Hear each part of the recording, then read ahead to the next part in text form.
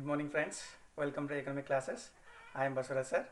In the last class we are discussing about the theory of consumer behavior.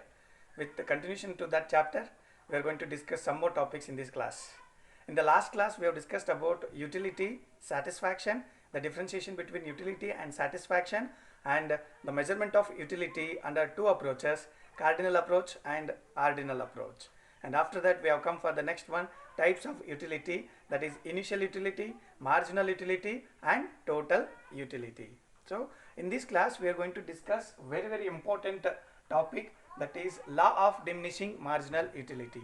In short we are going to call it as LDMU. LDMU. So friends, here in the word itself we are going to understand it is a law which tells there is a diminishing in the marginal utility. So diminishing means it is a decrease.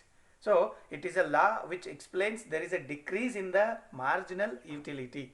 So we know the meaning of initial utility, total utility and marginal utility, and this is how we have learnt in the last class.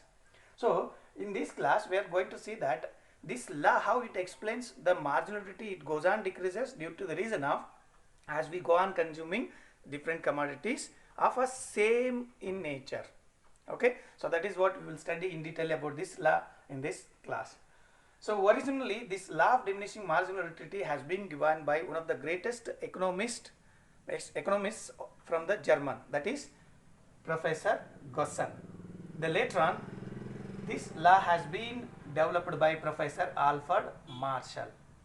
So as we know that Alfred Marshall in this particular microeconomics has got very importance. So that is how we know that the developer or the pioneer of this microeconomics is again Alfred Marshall only. The cardinal approach has been given by Alfred Marshall only, and again the developer of this law of diminishing marginal utility is also Alfred Marshall only.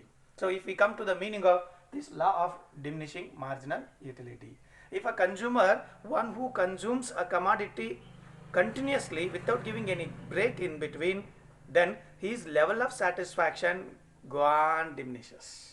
The go on diminishes in the sense the extra utility what he is going to derive from the consumption of an additional unit of the same commodity, that go on diminishes. Okay, I hope you have got the meaning. Once again I repeat, the marginal utility go on diminishes from the consumption of a commodity which is uniform or which is similar in nature. That is what we are going to understand through this law of diminishing marginal utility. So if we go with the clear understanding of this law, we have to go through with the explanation of this topic. Friends, here this law of diminishing marginal utility is based on certain assumptions. Assumptions, which means we have to imagine. These are some of the conditions where we have to keep in our mind while understanding this concept. What are the different assumptions that we have in this theory to understand it in a better way? So let us come with one by one here. The first one assumption of this theory is the units what we are going to consume must be standard unit.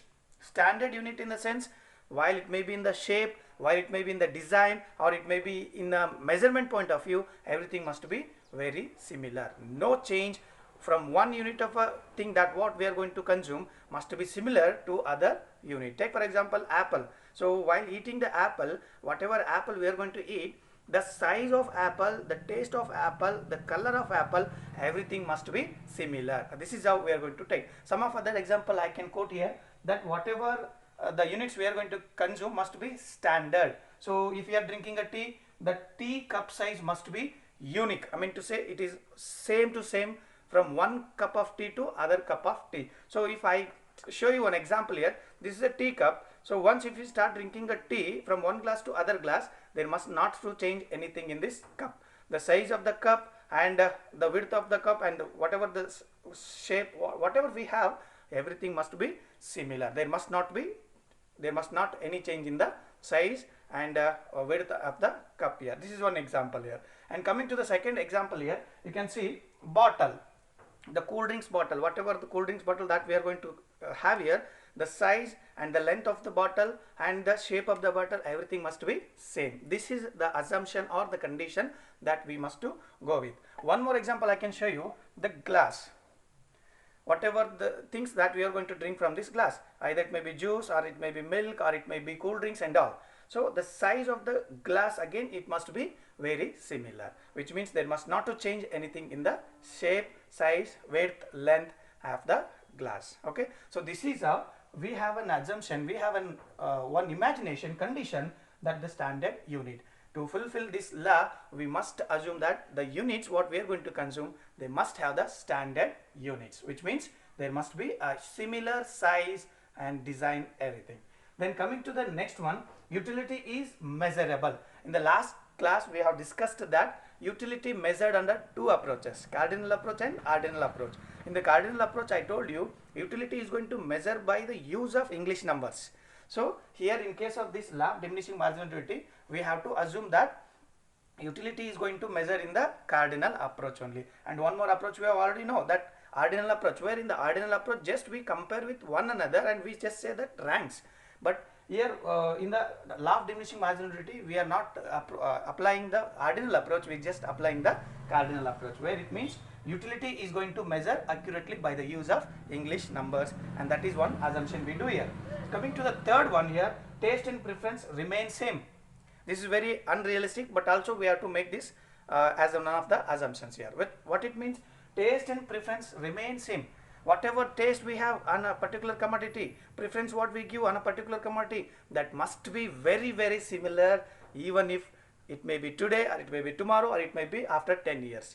So this is very unrealistic, but also to fulfill or to execute this particular law, we should have this assumption in our mind, where taste and preference also similar. There must not be any change in the taste and preference. And coming to the one more assumption, condition, or imagination that we do here is this continuity in the consumption. Whatever commodity, if we start to consume, take for example a number of glasses of water that we are going to drink now, or number of apples that we are going to eat now, number of cups of tea that we are going to drink now, that if once you started till you say enough, up to that without giving any break, you should continue the this activity, that consumption. That is what it is, again one of the assumption here. There must be a continuity, there should not be any break in between from one cup of tea to other cup of tea. After one after one, you must be continuously drinking. So this is one more assumption we have to go through with. Well, another assumption we have here, income and price remain same.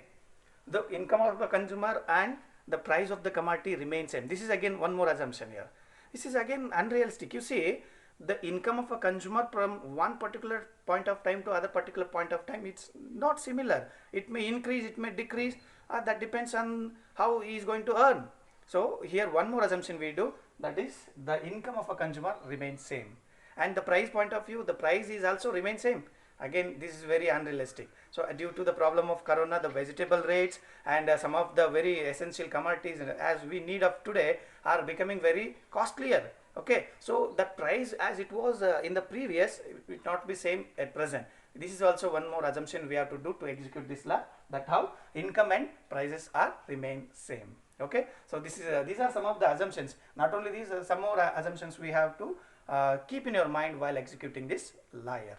So without wasting without wasting our time, by applying these assumptions, let us understand this law of diminishing marginality with the help of schedule and diagram.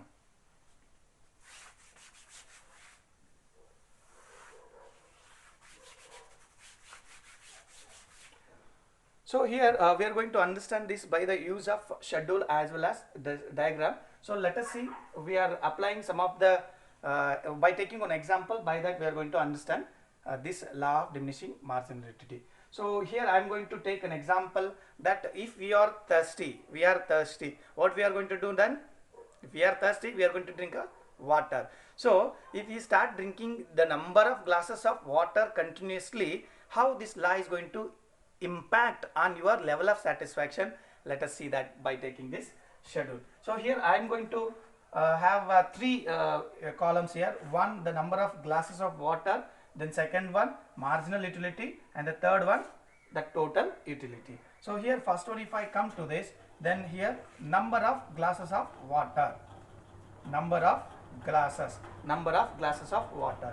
The second column, that is marginal utility, and the third column it is total utility. Say for example, as I was so thirsty, I start drinking the first glass of water, then I continue with 1, 2, 3, 4, 5, 6 and 7.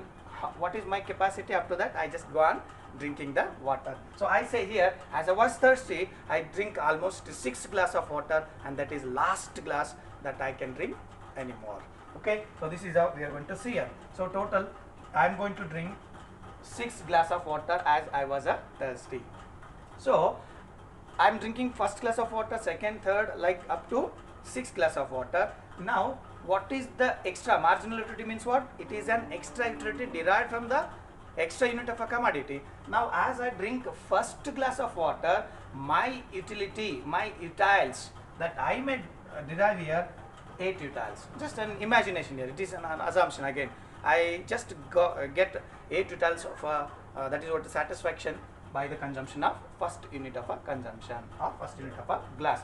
As my number of glass went to the second glass, that is as from first to second, the additional utility or the extra utility that I am going to derive here, it may be 6.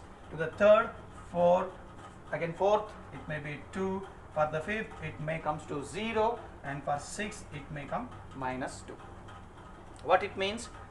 See, from the first glass of water 8 utiles, it is a more, as we are so thirsty. By the same time, if we get one glass of water, we feel so happy.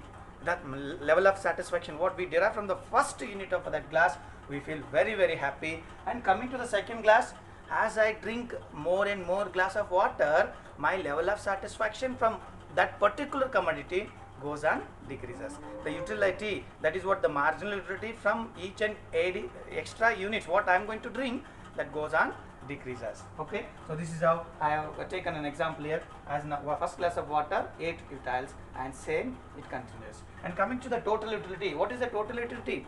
The utility which is derived from the each and every units of the commodity that what we have taken for the consumption. So in the first glass of water, as I started with the first, what may be the total utility? It is exactly equal to what the marginal utility is. So 8 marginal utility is 8, so the total utility is also 8. Coming to the next, the second glass of water, then it will be 6 plus 8 plus 6, it will be 14. So total, the 2 glass of water, the total utility comes to 14 utiles. And coming to the next one, for the third, the total will be 18. For the fourth, it will be 20. For the fifth, it will be again 20. For the sixth, it will be 18. Why? Because why it comes to the 18 now? Because the marginal utility comes to -2, which means it is a negative value. So as we deduct this -2 in the total of these 5 glasses of water, then it comes to 18 utiles. Like that, we are going to just have a schedule. This schedule we are going to put into the diagram, and by that we are going to understand this in a clear way. Okay, so if I go to the diagram point of view, so how I am going to derive the diagram here? The diagram can be derived on OY axis and OX axis. So this is OX axis and this is OY axis. OX axis, OY axis. So here you just see this marginal utility and total utility to be represented on OY axis, whereas the number of glasses of water that what I am going to consume, that is going to be on the OX axis. So that how I am going to put it on the OX axis. So like just see the number of glasses of water are from 1 to 6, that I am going to write on the OX axis. 1, 2, 3, 4, 5, 6. So number of glasses of water what we are going to do here, 1 to 6, 1, 2, 3, 4, 5, 6. So total number of glasses of water that we are going to consume here are 6 glass. Then coming to this total utility as well as marginal utility on OY axis. So look at this here. So the -2 is the marginal utility for the last glass of water, whereas the total utility, coming to total utility, highest is 20. So what we can do here, in order to set into this particular diagram, we'll take this as a one particular unit of measurement. So how do you take this now? You may start with 2 to 20, or you can start with 5 to 20, or 3 to 30, like that. So for my easy way here, I am going to take it for 5 to 20. You can also take other than this one also, no problem. Okay, so now you see I am going to take 5, 10, 15, 20, 25, 30, like that. So 5, 10, 15, 20, 25, 30. Okay, so here it is total utility and marginal utility. Coming to here, it is number of glasses of water. Number of glasses of water. So come to this one now. See, when the first glass of water, what is the total utility and marginal utility? Coming to the first unit of a glass, then the total utility and marginal utility are same. That is what? 8 utils. So 8 utils we are going to check into this. So 8 utils, where it comes for first year, it may comes here. Then coming to the second glass of water, as we come to the second glass of water, the marginal utility decreases to 6, whereas the total utility increases to 14. So 14 and 6, so 2, it will be 6. 6 means somewhat here, and whereas the total utility will be 14, that 14 goes to somewhat in here, right? Then coming to the third one now. The third glass of water, as you increase marginal utility, the marginal utility goes and decreases to 4 utils, whereas total utility increases to 18 utils. For the third glass of 18, it comes to 4 and it goes to 18. And coming to the fourth, the marginal utility will be 2, whereas the total utility will be 20. Fourth glass, it will be 2, and whereas it will be 20. And the fifth one, marginal utility will be 0, whereas the total utility will be again 20. And coming to the last glass of water, the total utility and marginal utility will be minus 2. It will be minus 2, whereas the total utility will be 18. Coming to this again, it is 18.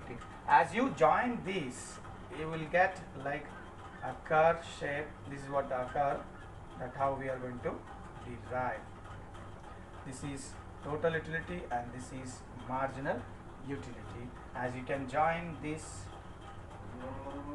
and this is what it indicates here as the TU maximum, the marginal utility will be 0. Getting right? So here what we can understand, in this diagram we can say that as the number of glasses of water is 1, the marginal utility is also 1 and total utility is also 1. That is what we are denoted into this point. As soon as the number of glasses increases, marginal utility decreases. So from first to second, the marginal utility may decrease 8 to 6. The same time total utility increases. How total utility increases? 8 plus 6, total 14. 14 means for the total 2 glass of water, the total utility is 14, whereas marginal utility decreases to 6. From 2 to 3, the marginal utility may decrease from 6 to 4, whereas the total utility increases to 18.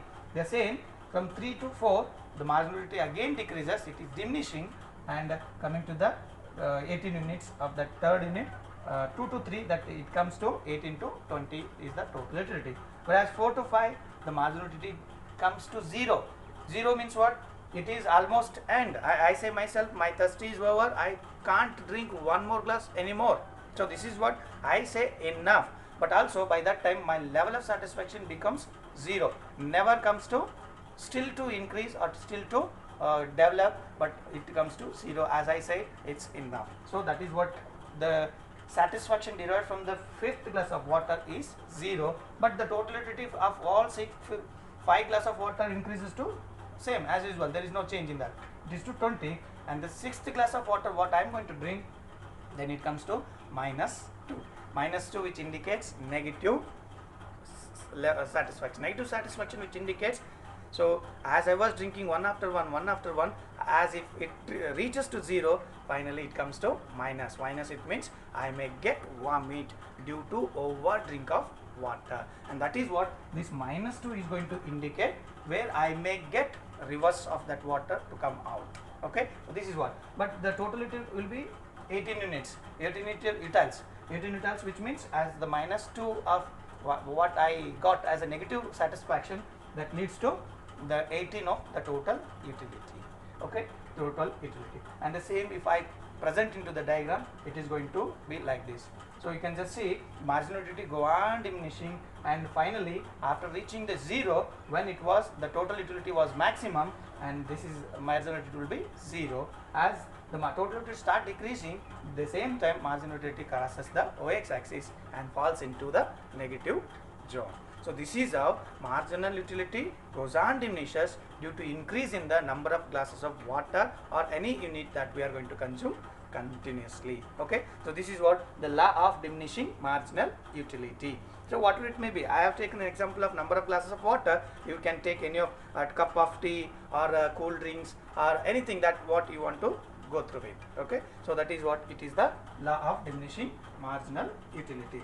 This law of diminishing marginal utility consists of some limitations, some of the disadvantages, some of the drawbacks. What are the drawbacks that we are going to see from this law of diminishing marginal utility? So if I see, this is how first one here we are going to get unrealistic assumptions. As I already told you, it is based on some of the assumptions, especially income point of view, price point of view, taste and preference point of view. All we are going to assume as remain constant, but in the reality it is not going to be same, which means income may changes, price may changes, our taste and preference are going to change due to different situation. So this is one of the drawback of this law. And coming to the second one, that it is not applicable to the money. See, money. So if we go on having more and more of money, we will never say that we are enough with this money, because the satisfaction towards to have of money goes on increases and it never comes down, and that is again one of the drawback of this law. So wherever you want to apply, you can apply, but with related to this money you can't apply this law of diminishing marginal utility. Why? Because the marginal utility will not decreases towards the money that you go on having this money with you. Okay, so this is one thing. And coming to the next one, limitation here, it is not applicable to beauty. So one who doesn't want to have a beauty, every one of us, right? So all we want to have beauty, nobody of us we want to be as a ugly. So beauty point of view, if I am smart, if you are smart, if you want to still become beauty or you want to become so much of beautiful, then this law of diminishing marginality never decreases. Towards the beauty it goes on increases but never decreases. This is also one of the limitations of this law, that is it never applicable towards to the beauty. And also it will not applicable to abnormal persons like drunkards, or it may be towards to that mad people, or even small childs. For them they won't understand, right?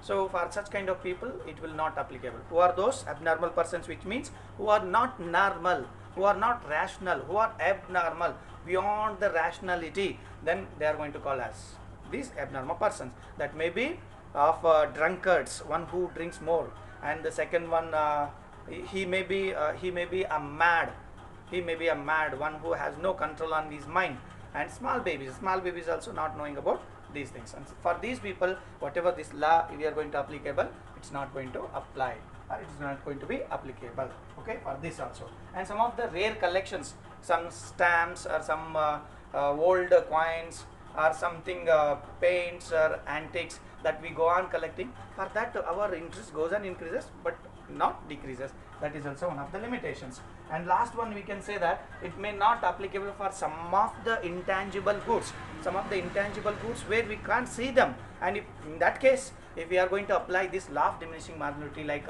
air and all, so that will not applicable. Okay, so these are some of the drawbacks of this particular law.